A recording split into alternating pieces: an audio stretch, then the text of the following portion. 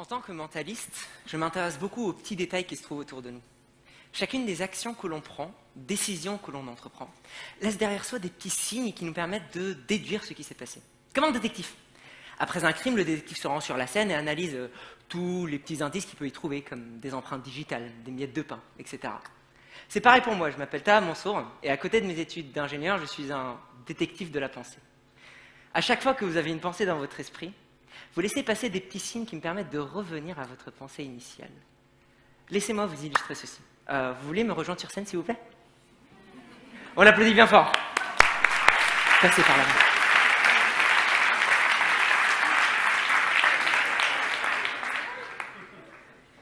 Rassurez-vous, tout va bien se passer. Enchanté, vous êtes? Enchantée, Sarah. Sarah, enchantée. Sarah, nous ne connaissions pas, c'est la première fois qu'on se voit. Oui. Très bien. Sarah, je vais vous demander de penser à un objet, quelque chose de simple que vous pourrez dessiner, pas une forme géométrique, quelque chose du genre, mais juste quelque chose que tout le monde pourrait reconnaître là. Ne me le dites pas, juste gardez ça dans votre tête. Pas une forme géométrique? Non, juste un objet ou quelque chose de simple. Je veux pas non plus des trucs très spécifiques, genre un avion F-12 de l'année, voilà, un truc, on va rester large. Ça marche? Vous avez quelque chose en tête? Oui. Ça marche. Concentrez-vous là-dessus, essayez de l'imaginer devant vous. Ok, je vois déjà des formes rondes, un peu circulaires, peut-être un peu cylindriques. Quelque chose qui monte avec quelque chose de posé par-dessus. Vous pouvez l'imaginer dans un contexte? Ok, je vois du blanc. J'ai l'impression qu'il y a une sorte de lumière qui passe quelque part, peut-être un côté transparent ou un côté qui réfléchit la lumière. Ne me dites rien. J'ai l'impression qu'il est assez lisse, pas genre un cactus ou quelque chose du genre. Visualisez ça bien dans votre esprit. Vous pouvez l'utiliser, l'objet? C'est très bizarre, vous pouvez l'utiliser? Ok, donc essayez de l'imaginer en train de l'utiliser. Il y a vos doigts qui bougent un peu, c'est quelque chose de très tactile. Ok, d'accord, elle remet ses mains comme ça. Ok, détendez-vous, rassurez-vous. Ok, j'ai l'impression que c'est quelque chose de très tactile. Effectivement, des formes un peu rondes comme ça. C'est très bizarre, mais je ne sais pas pourquoi je vois ça, mais j'ai l'impression que vous posez pas des choses sur l'objet, mais c'est l'objet qui est posé sur vous. Ouais, ok. Concentrez-vous là-dessus. Vous pouvez l'imaginer en train de l'utiliser? Je peux prendre vos bras? Merci. Concentrez-vous là-dessus. Laissez juste les mouvements venir. Ne faites rien. Juste, je veux...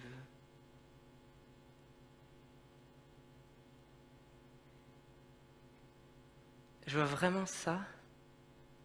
Il y a un côté très beau, un côté très élégant. C'est un instrument? Ok. Oh, ça doit être ça. Vous êtes musicienne ou pas?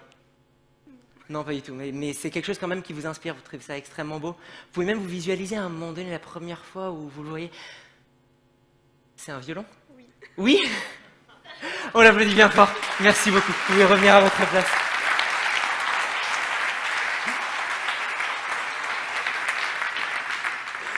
C'est toujours comme ça, les grands événements en engendrent toujours des plus infimes. Mais, et si les petits événements pouvaient en engendrer de plus importants? Imaginez par exemple, des empreintes digitales et des miettes de pain n'ont pas aidé à résoudre un crime, mais en être la cause. Absurde, n'est-ce pas? Ou peut-être pas. Regardez l'effet papillon. Un simple papillon battant ses ailes au Brésil peut engendrer une tornade au Texas. Maintenant, regardez le point de vue du papillon. Il ne faisait que vivre sa vie tranquillement, sans se douter du fait qu'il était en train de causer une catastrophe naturelle à l'autre bout du monde. Et si c'était pareil pour nous? Et si nous n'étions pas conscients de l'impact de nos actes les plus infimes, les plus naturels? Cela fait 5 ans que je suis fasciné et obsédé par une idée.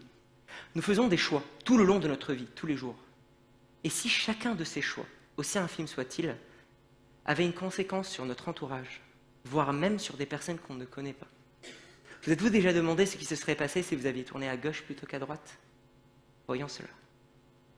Pour commencer, nous allons laisser le chaos faire bien les choses. Je vais lancer cette petite balle dans le public et la personne qui la rattrape est invitée à se mettre debout, à me rejoindre.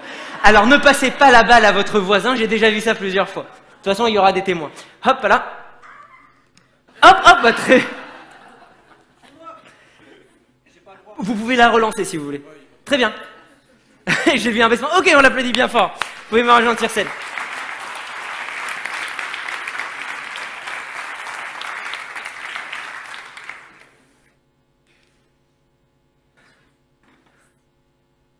Bonsoir, vous êtes? Bonsoir, Alexandre. Alexandre, enchanté Alexandre. Alexandre, je vais vous demander de penser à un nombre entre 1 et 52. Ça sera votre numéro de chance. Voilà. Ok? Je vais vous donner ça, je vais vous inviter de l'écrire juste ici, et de vous installer juste là. Vous pouvez vous installer sur la chaise. Très bien. Et sinon, nous allons avoir besoin d'une autre personne. Tenez-vous, madame, vous m'avez l'air bien. On va vous passer des crayons et des post-it, et vous allez... Oui, mais vous allez devoir vous déplacer. Vous allez donner un post-it et un crayon à 4 personnes dans la salle. Bon, n'allez pas au fond parce qu'on est un peu limité par le temps. Juste rester un peu à côté de vous. C'est bon? Vous pouvez laisser ça là. Très bien. Oui, un crayon et un post-it. D'ailleurs, comment vous appelez-vous pour tout le monde? Elena, on applaudit bien fort Elena.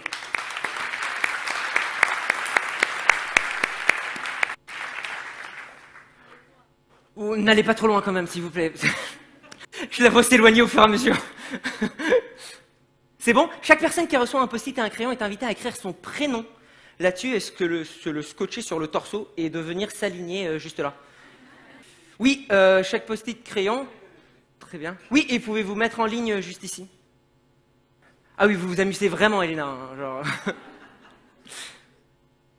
Et pour terminer, oh, j'ai jamais vu quelqu'un s'amuser. Wow. Elle est en train de sentir les personnes. Donc écrivez votre prénom. Et vous, Elena, vous pouvez me rejoindre sur scène. Aussi, vous allez avoir un rôle extrêmement important ce soir. Vous pouvez passer par là. Hop, ah, vous pouvez rester juste en bas. Mais merci, vous allez venir dans un instant. On applaudit encore Elena. Venez, venez. Je vous en prie, Elena. Oui, c'est vous d'abord. Enchanté. Vous allez vous installer juste là, vous avez une chaise juste pour vous. Elena, ce soir, vous allez avoir un rôle assez incroyable car vous allez jouer le rôle du chaos. Amusant, n'est-ce pas? Ah bah très bien, ok, donc vous allez commencer par faire exactement ce que le chaos aime bien faire, c'est-à-dire battre les cartes, exactement, vous le faites magnifiquement. Quand vous aurez terminé, vous pouvez les laisser juste ici. Donc nous avons 4 personnes ce soir, nous avons, pouvez me dire votre prénom? Julie, Karl, très bien, Amélie et Marie-Renée, merci bien. Vous avez terminé, vous pouvez laisser... Ah oui, vous faites vraiment un gros... Amusez-vous, et après vous pouvez laisser les cartes juste ici. Je vais vous expliquer ce qui va se passer. Chacun d'entre vous, dans un instant, vous allez monter sur scène et vous allez faire votre plus beau défilé de mode juste ici. Et vous installer sur n'importe quelle chaise que vous voulez autour de cette table-là. Et vous d'ailleurs, Alexandre, c'est bien ça? Vous ne savez pas trop ce qui va se passer, mais sachez que chaque chose qui va se passer sur scène va vous impacter. Voilà, je laisse ça là. Donc, vous avez terminé? Très bien. Et donc vous allez tous les regarder et vous allez décider qui parmi eux a fait le plus beau ou le plus moche. On va laisser le critère entre nous, comme ça il n'y a pas de jaloux. Défilé de mode. Et quand ils auront tous terminé, on fera les prénoms, rassurez-vous. Vous allez écrire un et un seul prénom en grand ici pour qu'on montre ça à la fin. Ça marche quand ils seront tous passés, bien sûr. Donc nous commençons par Julie, je vous en prie. Allez-y, montez. Montrez-nous vos talents. Oui, on l'encourage. Oui, oui, faites-le, faites-le. Et vous installez où vous voulez. Oui. Ensuite, vous allez vous monter, annoncez votre nom à haute voix et faites-le. Karl, très bien. Oui.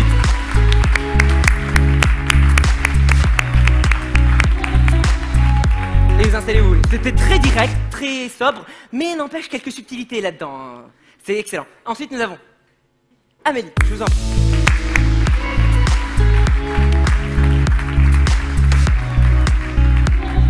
Et vous installez où vous voulez. C'est quand même très très sobre. Lâchez-vous un peu plus.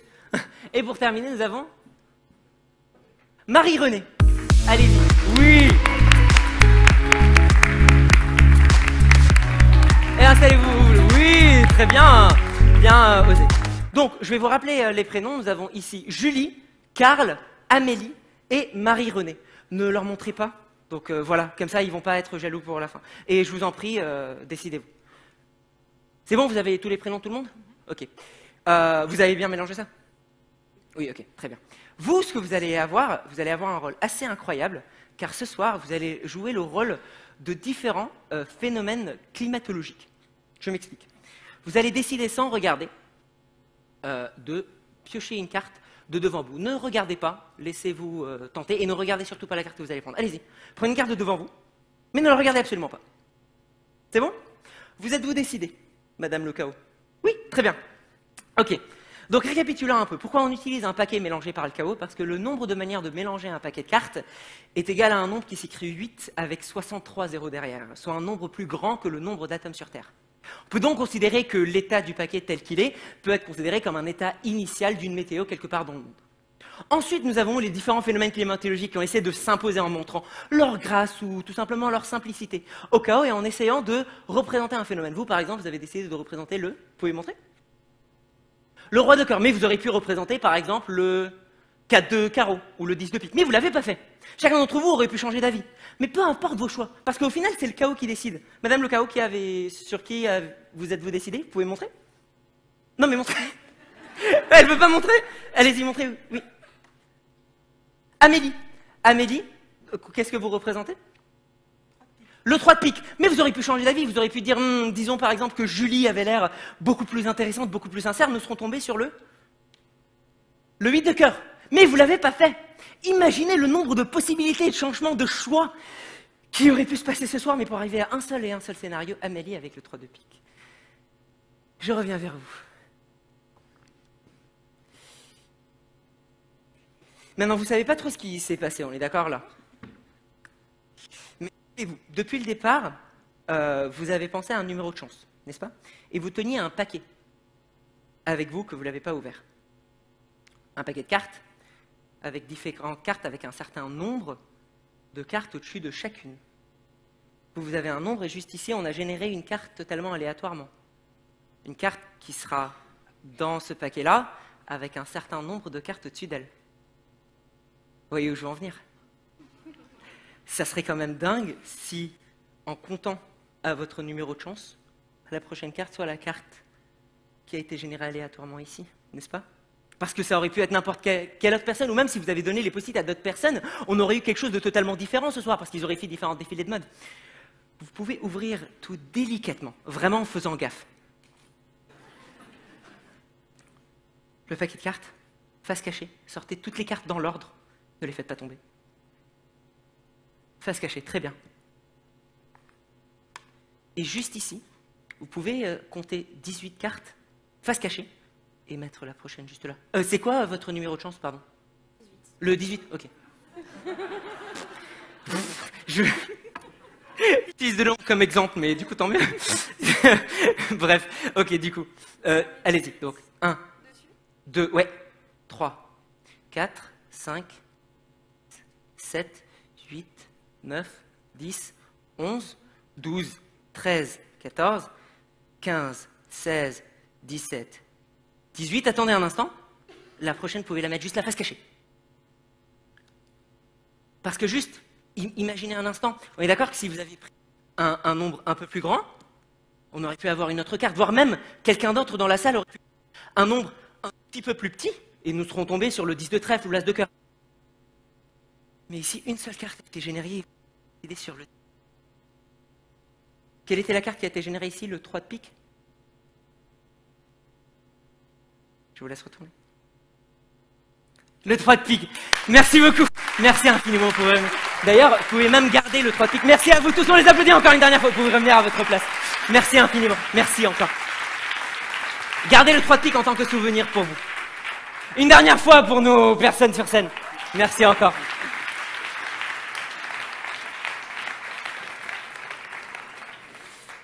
Voilà comment des actions qui peuvent paraître d'abord insignifiantes peuvent avoir des conséquences concrètes et un impact plus grand que ce qu'on imagine sur la suite de notre vie. Chacun des choix qu'ils ont fait ce soir a été déterminant pour parvenir à ce résultat. Le moindre autre choix aurait causé un résultat totalement différent. D'ailleurs, si l'un d'entre eux avait décidé d'agir autrement, ça n'aurait pas fonctionné et j'aurais eu honte devant beaucoup de personnes. Mais ceci est applicable à toutes les actions insignifiantes et quotidiennes de notre vie. De la boisson que l'on décide d'acheter au distributeur, à notre choix entre prendre l'escalier ou l'ascenseur. Chacun de ces scénarios causera un effet papillon propre et unique. Peut-être que quand vous avez réservé votre train pour venir, si vous avez pris le train précédent, ou que vous étiez mis en seconde classe plutôt qu'en première, vous auriez fait une rencontre qui vous aurait bouleversé.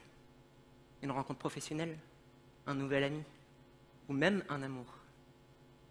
D'ailleurs, ma présence ici devant vous ce soir est le résultat d'une réaction en chaîne et d'un événement microscopique. Si à 14 ans, je n'avais pas découvert par hasard une boîte de magie cartes, jamais je ne me serais lancé dans la magie. Si en terminale, un ami et moi n'avions pas décidé, sur un coup de tête, de faire un spectacle de fin d'année de magie, jamais je n'aurais commencé à créer de numéros. Les circonstances n'étant pas bonnes, nos emplois du temps étaient devenus incompatibles et le projet a été abandonné. Mais c'est précisément parce que cette porte a été fermée que j'ai continué d'écrire, jusqu'à créer à partir d'un unique numéro un spectacle complet. Si à mon école il n'y avait pas de théâtre, jamais je n'aurais pu commencer à jouer mon spectacle pour la première fois pour ensuite le proposer à un théâtre parisien. Et enfin, si j'avais nommé mon spectacle Imprévisible, comme en était mon intention de départ, et non pas l'effet papillon, jamais l'équipe TEDxploit ne m'aurait remarqué. C'est donc grâce à une boîte de magie de cartes découverte à 14 ans, qui aura retenu mon attention par hasard plus que les casse-têtes que je comptais acheter en premier lieu, que je me tiens devant vous ce soir.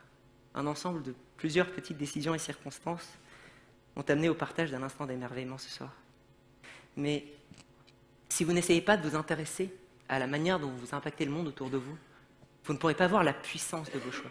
Comme ce soir, si nous n'étions pas intéressés au paquet que restait là depuis le départ, jamais ils n'auraient pu réaliser l'importance de chacun des choix des personnes sur scène. Mais dès lors que l'on prend conscience de l'impact que peuvent avoir les petites actions, on commence à optimiser et à mieux réfléchir nos actions. Nous perdons tant de temps de notre vie à juste attendre que le feu passe au vert, que la file avance, que notre tour arrive. Et si, au lieu de perdre ce temps limité et précieux, nous l'utilisions pour avoir un impact positif, pour aider les autres, et rien qu'à travers une simple petite action, qui, elle, aura un impact beaucoup plus important. Un numéro peut faire rêver les gens pendant quelques instants. Une simple pièce peut changer la journée d'un mendiant. Un mot gentil ou même un simple sourire peut suffire à remonter le moral de quelqu'un en dépression. Alors essayons de porter attention aux choix que nous faisons. Réfléchissons-les car, même s'ils nous paraissent insignifiants, ils peuvent avoir un retentissement insoupçonné et sont souvent porteurs de grands changements. Merci à tous.